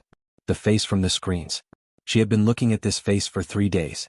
In person it was, she found she couldn't complete the thought because the word she kept reaching for was tired. The face, this close, with those absorbing dark eyes looking directly at her, looked tired in a way that went very deep. The way people look tired when they have been carrying something for a very long time. HFY. She sat. The one from the screen spoke first. More slowly than on the transmissions. Whether for her benefit or because this was how they spoke in conversation versus broadcast, she didn't know. She caught more of it this way. It said roughly, "You asked what we want. Not what we demand. What we want." She said, "Yes. I asked that." It said, "No one has asked this. In 49 visits, no one has asked." She said, "That surprises me. You gave them the terms. They either accepted or rejected. They never asked why you needed to give terms at all." A long pause. It said, "They feared the answer." She said, "What is the answer?" It looked at her with those dark eyes that went very far back. It was quiet for what felt like a long time but was probably only 30 seconds. Then it said, "We want to stop being the thing that closes the sky." Carol was very still. It continued, "We have done this for a long time. We have told ourselves it is protection. We protect the universe from what young species become when they are not managed. We have many reasons. All the reasons are old. None of them were questioned until that small civilization asked us what we feared. And we left without answering. And the question came with us." She said, "What are you afraid of?" It said that we are wrong. That what we have been doing, the field, the terms, the management of young life, that it is not protection. That it is something else. That we have told ourselves the word protection for so long that we have forgotten the feeling that the word is supposed to describe. That we have been protecting nothing and managing everything, and that those are different things. Caro sat with this for a moment. She said, "When you look at what you've done to 49 civilizations, what you see when you look back at them, do they look protected?" The pause this time was even longer. It said, "They look contained." She said, "Yes." Silence. She said, "There's a word I want to teach you. Not in our language, in what I've been able to build of yours. A conceptual marker. It maps to something in the emotional relational cluster of your grammar. The concept is, the difference between safety and freedom. And the question embedded in the concept is, can something be truly safe if it is not free?" She built the phrase. Carefully, in their tonal language, finding the elements she'd identified over 3 days, combining them in a way that she hoped was grammatically coherent. She said it. The one from the screens was absolutely still. Then it turned for the first time to look at the others in the room. There were 4 others she hadn't fully tracked, all seated, all watching. It exchanged something with them, a rapid exchange of sounds she could only follow partially. Agreement of some kind. Recognition. It turned back to her. It said, "We have a concept for this. It is very old. Older than the management program. It is the concept that our civilization was built on before the program. The concept that we had before we decided we knew better than the universe what should be allowed to grow." She said, "You forgot your own foundation." It said, "Yes. That is the word for it in your tongue." Caro took a slow breath. She said, "Remove the field. Not because we forced you to. Not as a term of a negotiation you won. Because the thing you said your civilization was built on demands it. Because safety and freedom are not opposites. Because whatever comes next, us out here learning and growing and making mistakes and sometimes being terrible and sometimes being extraordinary, that's not the threat you've been protecting the universe from. That's just what life does." A very long silence. It said, "And if you become what we feared? If one day the thing that grew freely from this world becomes the thing that closes the sky for someone else?" She said, "Then that will be our failure to carry and our question to answer. Not yours. You can't prevent every failure by containing every possibility. If you could, you'd have done it already. You haven't.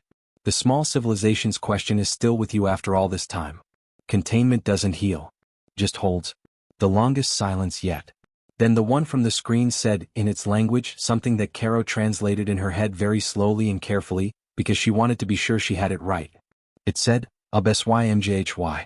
She looked at it. It had taken her phrase. Her human phrase. The phrase from her neighbor Ahmed, from years of saying it when something was truly beyond words. It had found its equivalent in their grammar and it had spoken it back to her. Set it down. It has been carried long enough. She felt something in her chest that she hadn't felt since this started. A loosening. A release. Like a knot she'd had in her sternum for 3 days had been untied all at once. She said, "Yes." It said, "We will need time. There are things to consider. Our council. Our record. The other ships." She said, "How much time?" It said, "Not long. The time it takes to confirm a decision already made." She said, "I'll wait." It said, "You will not need to wait here. We will transmit the confirmation." She said, "Before I go, one thing." It looked at her. She said, "The civilization that asked you the question. The one you haven't forgotten. What happened to them?" Pause. It said, "They continued. Without the field. Without our management. They had their struggles. Many of them. They are still there. She said, and are they dangerous? It said they are alive. She sat with that answer for a moment. She said, that's a good answer. It said, it is the only honest one. She stood. She looked at the face one more time, at those deep, tired eyes that had been carrying a question for longer than humanity had been writing things down. She said in their language, I hope the question weighs less now. It said, and she heard something in the cadence of it that she thought, with 15 years of listening to the shapes of language, was the closest thing to warmth these sounds could carry. It does. She walked back down the corridor. The same two who had met her led her back to the transport. She rode the transport back down to the desert. The sand was still cold when she walked off the ramp. The sky was still gray. The shadow was still there. But something felt different. Price was waiting for her. She looked at him. Well, he said. She looked up at the ship. At the cooling vents she couldn't see from here but knew were there. At the miles of dark hull. It's done, she said. Or close to done. They're going to confirm it. The field comes down. He stared at her. That's, Carol. That's. I know. How? She thought about it. We surprised them, she said. Like the first ones did. We asked the right question. Not the ones about survival or terms or power. The one about why. She paused. Turns out the universe is full of old questions that never got answered. And sometimes the best thing you can do is find one and answer it. Price looked at her for a long moment. Then he said very quietly, well done. She nodded. She looked down at her shoes. They were full of sand. I need coffee, she said. He laughed. Not a polished laugh. A real one, sudden and full of relief. I'll get you all the coffee you want, he said. They walked back across the desert. Above them, the alien ship pulsed its vents in their new, lighter rhythm. The first light of dawn was beginning to touch the eastern edge of the sky. Admiral Denise Carr did not go to the desert. She had stayed in the facility in Colorado Springs while Price went to Nevada for the transport. She had stayed because she was the highest-ranking military officer on site and because someone had to stay and because, honestly, she had wanted to be somewhere where she could think without watching Caro Vasquez walk up a ramp into an alien ship. Not that she had anything against Caro Vasquez. She respected her deeply. She had, over 3 days, come to respect her more than almost anyone she could remember meeting. But watching someone walk up that ramp and disappear was going to be hard, and she was a person who, at 63 years old and after 37 years in the Navy, had learned to limit the things she allowed herself to find hard. She sat in the facility conference room alone with a cup of coffee and the satellite feed of the alien ship positions, and she thought. The ship above Nevada. The weak zone in the field. The weapons platform in low orbit. She had seen Price's file request. She knew about the platform. She had known about it before the file request. She was the one who had signed off on its final assembly authorization, 8 years ago in a different world. She knew what it could do. She had never expected to be in a situation where it was relevant. She was now in a situation where it was very possibly relevant, and she needed to decide what she thought about that before something made the decision for her. The weak zone in the field was directly above Nevada. Right now. Large enough for significant traffic. Not just the transport. If the meeting failed. If Caro went up there and it went wrong, not gently wrong, not wrong in the way a negotiation goes wrong and everyone goes home disappointed, but wrong in a sharp, violent, irrevocable way. The platform could be repositioned. It would take 40 minutes. It was inside the field, so the field suppression didn't affect it. It had range. Carr was not a person who wanted to use it. She was absolutely clear on that. She understood, better than Price perhaps, exactly how limited the weapons advantage was. She had spent enough years thinking about the geometry of space-based conflict to know that a weapons platform designed for human adversaries was a very uncertain tool against technology that had crossed star systems. But she was also a person who had been in rooms where people had weapons and hadn't used them, and she knew from long experience that the existence of the weapon changed the room even when it wasn't fired. It changed what was possible to say. It changed how long people stayed at the table. It changed the calculus. She was not going to fire it. She was not going to give the order. But she was going to make sure the targeting solution was updated and ready. Not because she was afraid. Not because she thought Caro would fail. Because she was Denise Carr and she had been doing this for 37 years, and the one principle she had never once violated was, know what you have before you decide not to use it. She was doing the calculations when Torres called in from Nevada. Admiral, Torres said. Caro's back. The meeting went. There was a pause, and in the pause Carr heard something she had not expected to hear in Torres's voice. Not relief. Not triumph. Something quieter. It went well. She thinks the field comes down. They're going to confirm. Carr sat very still. She's sure? Carr said. As sure as anyone can be about anything in the last 72 hours. Price believes her. She says it's, another pause, she says it's done. Carr looked at the satellite feed. At the 43 red markers. She looked at the targeting solution on the other screen. She closed the targeting solution. She took a breath. Tell Price, she said, that I'm standing down all contingency options. Whatever we had prepared, stand it down. We're done with that side of this. Yes, Admiral. And Taurus. Tell Caro, she stopped. Tell her she did something nobody else on this planet could have done. Tell her I said so. Yes, ma'am. She hung up. She sat for a moment with the weight of what she'd just set aside. 37 years of military thinking, of strategic positioning, of always knowing where the weapons were and what they could reach. All of it was not gone, it would never be gone, but it had just become, for the first time in her career, secondary. Not the first tool but the last resort, and not a last resort that she was holding in her hand. She thought about what Caro had built. Not a military strategy. Not a power play. A conversation. A genuine, complicated, imperfect human conversation with something that had crossed the stars and was carrying a question it couldn't answer alone. She thought, what kind of world does that produce? What does it look like when the paradigm is conversation first and everything else is the backup? She had spent 37 years in the paradigm where everything else came first. She wasn't sure she was built for the new one, but she was willing to try to be. She picked up her phone. She called her wife, who was in Arlington, who had been calling her twice a day since the ships appeared and getting military restraint in return. Her wife answered on the first ring. Denise, she said. Hey, Carr said. Is it? I think it's going to be okay, Carr said. I think it's actually going to be okay. Silence on the line for a moment. Then her wife said very quietly, I've been lighting candles for 3 days. I know, Carr said. They worked. Her wife laughed. And then she cried. And Carr sat in the empty conference room in a facility 30 feet underground and listened to her wife cry with relief and thought, Abiswayam, it's over. It's done. We can put it down now. 11 hours after Caro walked off the transport, the confirmation came. Every screen on Earth. 3 seconds of darkness. Then the face. It spoke for 2 minutes and 8 seconds. Caro, watching on a screen in a room in the facility, translated in real time, whispering into a recorder. The translation was, we entered your sky as managers of a smaller thing. We did not encounter a smaller thing. We encountered a civilization capable of asking the question we had been unable to answer. We are ending the program. Not only here. Everywhere. The field will be removed. The terms are withdrawn. There is no deal, no exchange, no condition. We are ending the program because it was wrong. A pause in the transmission. Then it said, the one who spoke to us, she gave us back something we had lost. We are not accustomed to gratitude. We have been the larger thing for too long to remember being grateful. But we are trying to learn it again. We are grateful. We will return. Not as managers. As something new. We do not have a word for it yet. We will learn the word together. The face was still for one more moment. Then it said, in the same mathematical tonal structure that Caro had been working with, but this time clearly in a phrase they had not borrowed from her, a phrase that was theirs, old and real and genuine. The sky is open. The screens went to normal. 4 minutes and 32 seconds later, the field dropped. It didn't go gradually. It went all at once like a switch being thrown. Marcus felt it on his porch before he heard anything about it on the news. The air changed.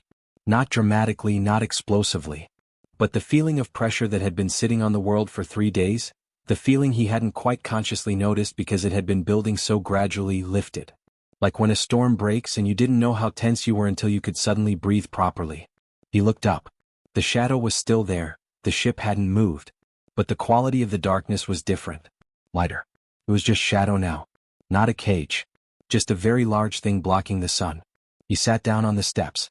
Biscuit crawled into his lap, which the dog had never done before, being too large and too old and generally too undignified for lap-sitting. Marcus let him. He put his arms around the dog and sat in the morning and felt the changed air. Around the world, at essentially the same moment, billions of people felt it. Not all of them knew what it was. But something had changed in the atmosphere, in the quality of the air, in the feeling of the sky above them. People came out of their houses. People looked up. Not in fear this time. In something else. In a shelter in central Ohio, a nurse named Patricia who had been working without stopping for 36 hours sat down in a hallway and started crying, and then started laughing and couldn't decide which one to keep doing, so she did both. In a primary school in Georgia, which had been sheltering 50 families in its gymnasium for 3 days, a 12-year-old girl named Sophie climbed up onto the bleachers and looked out the high window at the sky and said to nobody in particular, "It feels different." Her mother came and stood beside her and looked at the same patch of sky and said, "Yes, I think it does." In New York, on a rooftop in Brooklyn, a group of 8 people who had been watching the sky together for 3 days, some of them strangers to each other before this, looked up at the moment the field dropped and someone started to clap, slowly, and then someone else joined, and then all of them were clapping at the open air, at nothing, at the invisible absence of the thing that had been there. In the facility in Colorado, Price gathered everyone in the conference room and said, "Ladies and gentlemen, we're still here." And someone laughed and someone else said, "Holy," and didn't finish, and someone began to cry.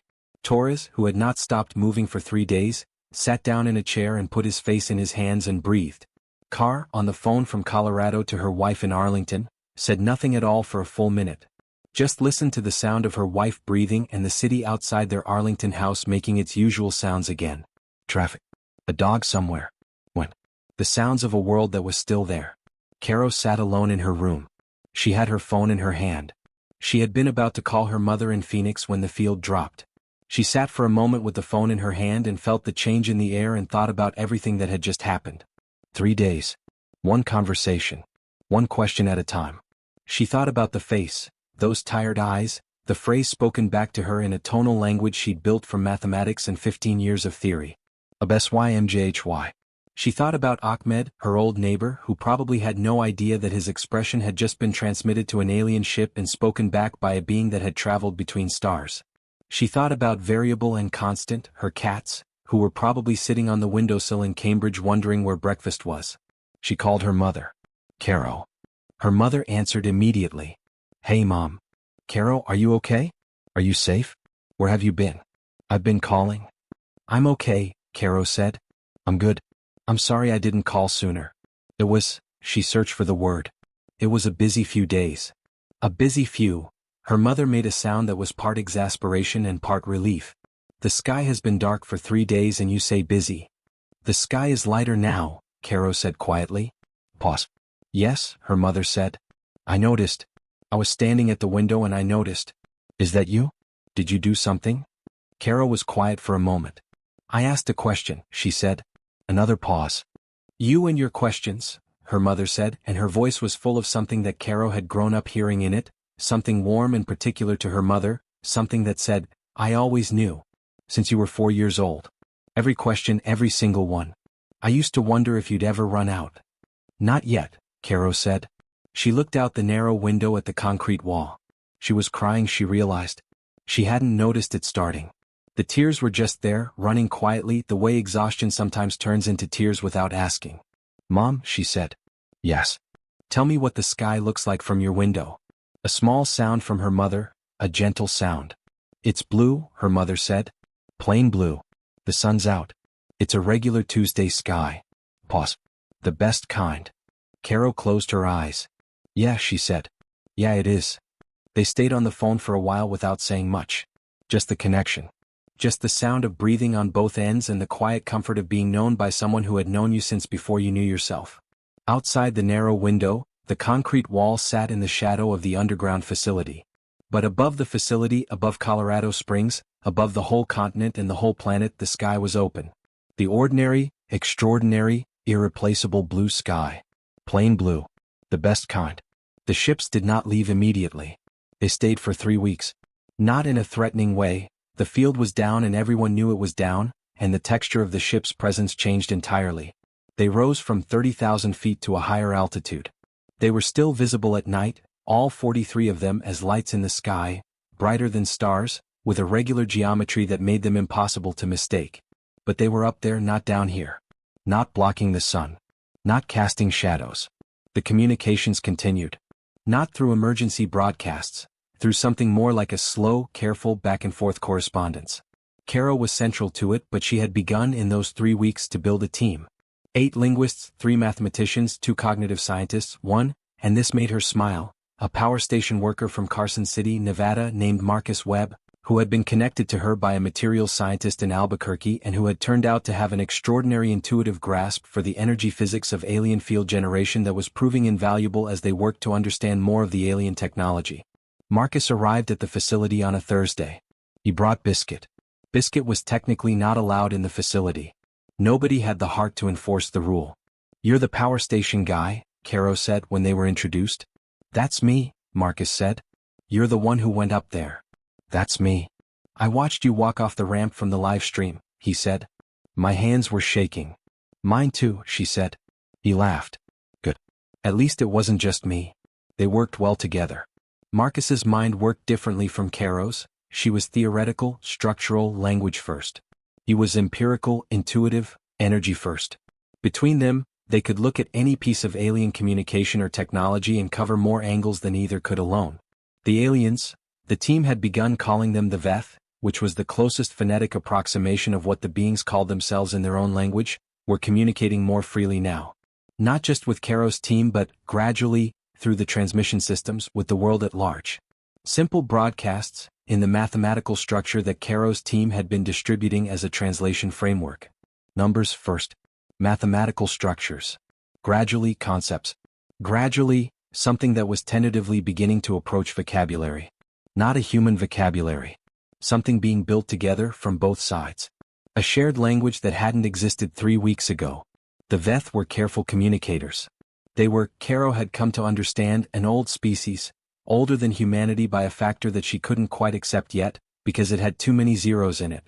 Their civilization had peaks and troughs the way human civilizations did, but on a vastly longer timescale. The management program had been running for something like 12,000 of their years. Which by human reckoning was, she didn't do the math because it broke her brain. They were old and they were precise and they had, as the weeks passed, begun to show something that Caro recognized from her dealings with older colleagues and senior professors. They showed, sometimes, a kind of genuine delight. A precise, contained, but unmistakable pleasure in discovery. In new data. In being genuinely surprised. They were often surprised by humanity. By the variety. By the noise.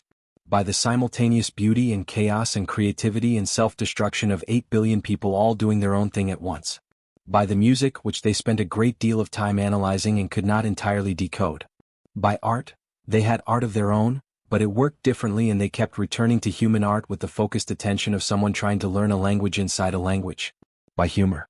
They found humor nearly impossible to decode at first and then, one of them, a younger member of the Veth team who communicated most frequently and who Caro had privately nicknamed Charlie, had suddenly, in the middle of a session about comparative communication structures, produced what was recognizably a joke. A very bad joke, in the shared language, barely held together, with a punchline that was grammatically broken in 3 places. Everyone in the room had understood it anyway. Charlie had been delighted by the laughter. After that, the shared language developed faster. Humor was a shortcut to the informal register of language, and the informal register was where the real vocabulary lived. 3 weeks after the field came down, the Veth announced they would be departing. Not because the conversation was over, it was not. They would maintain communication. They had, they explained, other visits to revisit. 47 civilizations that had accepted the terms of a program that was now being ended. That was not a simple project. On the last day before departure, Caro had a final long session with the face from the screens, the one she'd met on the ship, who she now knew was something like a senior coordinator, a role that didn't translate cleanly to any human equivalent but was somewhere between diplomat, scientist, and council elder. They talked for 4 hours. Some of it was practical, logistics of ongoing communication, the framework for what the Veth were calling a first contact record, the guidelines for how the shared language would be maintained and expanded. Some of it was not practical at all. In the last hour, with the end of the session approaching, Caro said, in the shared language, which was now fluid enough for this kind of exchange, "Can I ask you something personal?" It said, "Yes." She said, "The small civilization. The one that asked you about fear. The one you didn't forget. When you leave us now, do we remind you of them?" A long pause. It said, "In some ways, you have their loudness. Their tendency to argue with themselves. Their inability to present a simple, unified face." She said, "Is that bad?" It said, "It is exactly correct." She said, "We'll probably fail at some things. We'll make mistakes. Some of them will be serious." It said, "Yes." She said, "And you're leaving anyway. No terms. No cage. Just said just trust. Which is harder. But it is the right word. We are trying to remember how to use it. She said, HFY. It said, HFY. She smiled. It made the sound, the short, quick acknowledgement sound, that she had come to recognize as the closest thing to a smile that the Veth language had. The session ended. The ships departed that night. They went up, not in formation, not all at once, but gradually, one after another, rising silently through the atmosphere and into the stars. Caro watched from outside the facility, standing in the Colorado night air, which was cold and sharp and full of the smell of the mountains. She watched each one go. She counted them. 43. When the last one was gone, the sky was just the sky. Stars. The ordinary dark punctuated by ordinary light. No geometric shapes. No cold blue-white rows of windows. She stood and looked for a long time. Marcus came and stood beside her. They're really gone, he said. For now, she said. Think they'll come back? Yes, she said without hesitation. They said so. You believe them? She thought about the face. The deep tired eyes. The phrase spoken back to her. Yes, she said. I believe them. Marcus was quiet for a moment. My neighbor, the one who used to say, HFY, he said. He moved to Seattle about 4 years ago. I'm going to call him when I get home. Just to tell him that thing he always said, it kinda saved the world. Caro looked at him. That's a really good call to make, she said.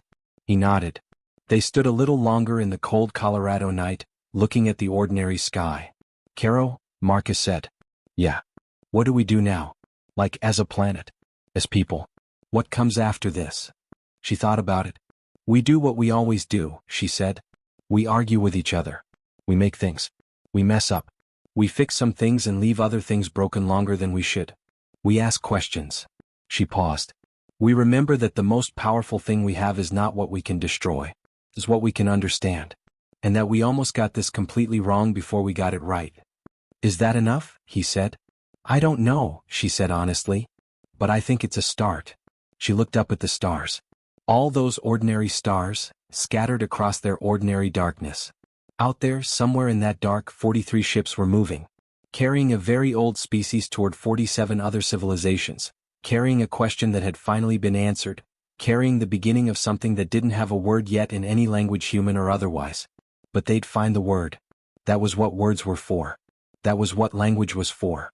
That was what every question ever asked was for. To find what didn't have a name yet. To bring it into the light. To give it shape. To say, this thing exists. We found it. Here it is. 6 months after the ships left, the world had not become a utopia. Anyone who expected it to become a utopia had, Caro thought, not been paying enough attention to what humanity was actually like. The 6 months after the departure were complicated, messy, inspiring, maddening, and deeply human in every way. There was the matter of the 47 other civilizations. Word of what humanity had done, word technically in the shared language transmitted back through the communication channels that remained open between Earth and wherever the Veth were at any given moment, had spread. Not widely, not dramatically. But it had spread. The Veth sent back, piece by piece, summaries of what they were finding as they revisited the managed civilizations. Some had thrived under the terms, had genuinely benefited from the management and the technology exchange and were now large, stable, complex. Some had stagnated. Some had faded. And in 4 cases, the Veth found civilizations that had never accepted the terms, that had spent the intervening time, some of them longer than human civilization had existed, quietly, stubbornly, without any expectation of rescue, building toward a capability they'd never told the Veth about. None of them had succeeded in breaking the field. But they had tried. All 4 of them had tried without ceasing. And when the Veth arrived and said, the field is coming down, the program is ending, the response from all 4 of them had been, in their various languages, some version of the same thing. It took you long enough. Caro read those reports and laughed until she cried. Then cried until she laughed. Then sat for a while with the feeling that the universe was full of stubborn, impossible, unreasonable life that refused to be finished. She thought, we are not exceptional. We are one expression of something the universe keeps trying. She thought, that is the most beautiful thing I know. The shared language, the one that Caro's team had been building with the Veth, piece by piece, out of mathematics and tonal structure and gradually exchanged vocabulary, had been published. The full framework with all the tools her team had built, was available to everyone. Universities all over the world had picked it up. High school programs in 20 countries were incorporating it. There was debate about whether it should be a mandatory part of education, whether every person on Earth should learn at least the basics. Caro's position on this debate was, absolutely yes, and the sooner the better. If the last 6 months had taught humanity anything, it was that the most important tool a species had was its ability to communicate across profound difference. Not just with alien beings, with each other. The same framework that had let her talk to the Veth was, fundamentally, a framework for finding structure and shared meaning across any communication gap. She was writing a book about it. She was also teaching again. She had gone back to Cambridge, to the university, to the classroom. Her enrollment had, she was embarrassed to report, gone from about 15 students per semester to something she could no longer teach in a regular room and had to schedule in the largest lecture hall on campus. She had not become comfortable with the attention. She had become resigned to it. She was standing at the front of the lecture hall on a Tuesday morning in October, with 220 students packed in, looking at her like she was about to deliver something profound, and she was going to disappoint them immediately because what she had to say was not profound, it was procedural, it was the fundamentals of structural linguistics before you could do anything interesting. When her phone buzzed, she looked at it. Then she looked up at the 220 students. "Give me a minute," she said. The message was from Marcus. She hadn't seen him in person since Colorado. They texted about twice a week. He was still at the power station. He'd turned down 3 job offers in the month since, all from aerospace and defense companies who wanted his specific combination of power systems expertise and alien tech intuition. He told them all no. He said he liked his job. He liked knowing what he was doing and why. He liked the numbers and the switches and the systems he understood. He had, however, taken one role, a consulting position with the Veth communication team on a voluntary basis, unpaid, from his house in Carson City, which he said suited him fine. The message said, "Hey, got something from the Veth channel this morning. They found the civilization. The original one. The small one that asked about fear." Caro stared at the message. She typed back, "Are they okay?" The answer came in 30 seconds. More than okay. They apparently spent the whole time the field was up building the most extensive underground civilization the Veth have ever documented. Like massive, thousands of miles of it. Art, science, music, everything. All underground, out of sight, just in case. When the field came down, they came up. They built it all underground so they'd have something to come up to. Caro put the phone down. She stood at the front of the lecture hall with 220 students looking at her. She thought they built it underground. All of it. Art and science and music, all of it, in the dark, just in case the sky ever opened again. She thought, of course they did. She thought, that's what life does. It builds in the dark. It prepares for the light. It keeps going without any promise that there's a reason to keep going, purely on the faith that there is one. She thought, HFY. It is enough. This is enough. All of this, is enough. "Sorry," she said to the 220 students. She put her phone in her pocket. "I was just told something good," she said. The 220 students were looking at her with that expression. Expectant, hopeful, hungry in the specific way that people are hungry for something that matters. She thought about the first day. The gray sky. The cooling vents. The face on every screen. The 72-hour timer. The rogue signal and the correction. The transport in the desert at 3 in the morning. The corridor and the table and those tired eyes. She thought about her neighbor Ahmed saying HFY in his kitchen in Cambridge years ago, over something mundane and domestic and entirely earthbound. She thought about the way the sky looked at dawn from the Nevada desert after the field came down, and how her shoes were full of sand, and how Price had laughed, really laughed, for the first time.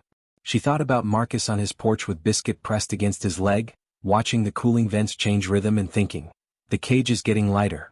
She thought about the civilization that had built everything underground and was now coming up. She thought, we are all always coming up. She looked at her students. "Let's start," she said. She opened her notes. "The first thing you need to know about communication across profound difference," she said, "is that it's not primarily about language. Language is the tool. The foundation is something older and harder and more important. It's the willingness to assume that the thing you're trying to communicate with is worth the effort. That whatever is on the other side of the gap, however alien, however strange, however frightening, has something to say that you need to hear." She looked at the room. "That willingness," she said, "is not naive. It's not optimism. It's a strategic decision based on the evidence. The evidence being that every single time in human history that someone crossed a gap they believed was uncrossable, they found that something was there. The gap was real. The something was also real. Both true at once. She wrote on the board behind her. In the shared language, in the tonal mathematical script that her team had developed, which had been studied by 30,000 people worldwide in the last 6 months, which appeared in universities and apps and children's workbooks in a dozen languages, she wrote the phrase that had started everything. HFY. She turned back to the room. This phrase, she said, began as something a neighbor said to me in his kitchen. It ended up being transmitted to beings that had crossed the stars. It means, roughly, it has been carried too long. Put it down. It's over. The room was very quiet. We use it, she said, to refer to things that have been held past the point of usefulness. Past the point of necessity. Past the point of anything except habit and the fear of what happens when you let go. She looked at her students, all those young faces, all that attention, all that hunger for something that mattered. The sky, she said, is open. It has been open for 6 months. We spent 3 days under a shadow and the shadow is gone, but the shadow taught us something. The shadow taught us that what closes the sky is fear. Old fear, carried fear, fear that has been passed down so long nobody remembers why they're afraid of the original thing anymore. We saw it in the Veth. They'd been afraid for 12,000 years and nobody had ever asked them why. She paused. And we have our own versions. We have shadows we cast on each other. Things we hold over each other. Old fears dressed up as principles. Cages we've built and forgotten we built so we don't even see the bars anymore. She looked at them. HFY applies to all of it. The alien kind and the human kind. The sky-closing kind and the quieter, closer, daily kind. She smiled. But we're not starting with that today, she said. Today we're starting with the basics. Structural phonology. The bottom of the ladder. She looked at the board. Because you can't understand what I just told you without the foundation. You need to know how language works before you can do anything interesting with it. A student in the third row, a young woman with glasses and a very precise expression, raised her hand. Yes. Caro said. Did you know? The student said. Before you went up there. Did you know it would work? Caro thought about it. No, she said honestly. I didn't know. I had a hypothesis and a very strong feeling in 15 years of work that all pointed in one direction. She paused. But I didn't know. Were you scared? Yes. Then how did you do it? Caro looked at her. The same way anyone does anything they're afraid of, she said. I did it because not doing it was worse. She turned to the board. Now, she said. Let's begin. In Carson City, Nevada, on a Tuesday morning in October, Marcus Webb went to work. He drove the 12 miles to the power station in his truck, with the radio playing, with Biscuit in the passenger seat, with the sky over the desert a plain and ordinary blue. He parked in his usual spot. He got his coffee from the machine in the break room, which still tasted terrible and which he still drank without complaint. He sat down at his desk and looked at his screens. Numbers in the right ranges. Switches in the right positions. Everything exactly as it should be. He looked out the window at the desert. At the sky. In the 6 months since the ships left, he had looked at the sky differently. Not with fear. Not with that breath-held, waiting feeling. Just, with attention. With the habit, developed in 3 days of watching cooling vents and measuring pulse rhythms, of paying attention to what the sky was doing. It was not doing anything unusual today. It was, as his mother would say, a regular Tuesday sky. He thought about the report he'd gotten from Caro that morning. The underground civilization. Art and music and science, all of it built in the dark. He thought about that for a while, looking out the window. Then he turned back to his screens. He thought, I am a person who looks at numbers. Who watches systems. Who pays attention to things that are running correctly. That is my job and I am good at it. It is not a glamorous job. It is not the kind of job that gets you transmitted into alien ships. Most days it is deeply, comfortably boring. And it matters. Somebody has to watch the systems. Somebody has to make sure the numbers are right. Somebody has to be the person who notices when the cooling vents change their rhythm. He picked up his coffee. He drank it. He thought, I called Ahmed last week. Told him what happened with the phrase. He laughed for about 5 minutes straight and then got very quiet and then said, Marcus, my friend. That phrase, my grandmother used to say it. When I was little. When my grandfather was working too hard or worrying too much. She would put her hand on his arm and she would say it. Just that. And he would stop. And breathe. And come back. Pause. Tell me again that they said it back. And Marcus had told him again. And Ahmed had been quiet for a long moment. And then Ahmed had said very softly, my grandmother would be pleased. Marcus put his coffee down. He looked at his screens. The numbers were right. The switches were right. The systems were running. The sky outside the window was blue. In Cambridge, in Colorado, in Carson City, in a facility that had been 30 feet underground and was now being repurposed for something entirely different. Something that did not require being underground, something that could be done in the open air, in the light, without hiding. In all those places and in 8 billion others, people were doing what people do. Living, working, arguing, loving, failing, getting up, trying again, building in the dark when the dark came, coming up when the sky opened, asking questions. Always asking questions. The sky was open. The stars remembered every species that had ever looked up at them with something between terror and hunger, that particular human, and apparently not only human, combination of being afraid of a thing and also desperately, helplessly wanting to go toward it. The stars had seen it 49 times before. They would see it many more times. And in all those cases, in some form, in some language, spoken by beings of all shapes and kinds and ages, something like the same phrase would eventually be said. HFY. It has been carried long enough. Put it down. It's time. Caro, HFY. One question at a time, the impossible becomes the ordinary. The end.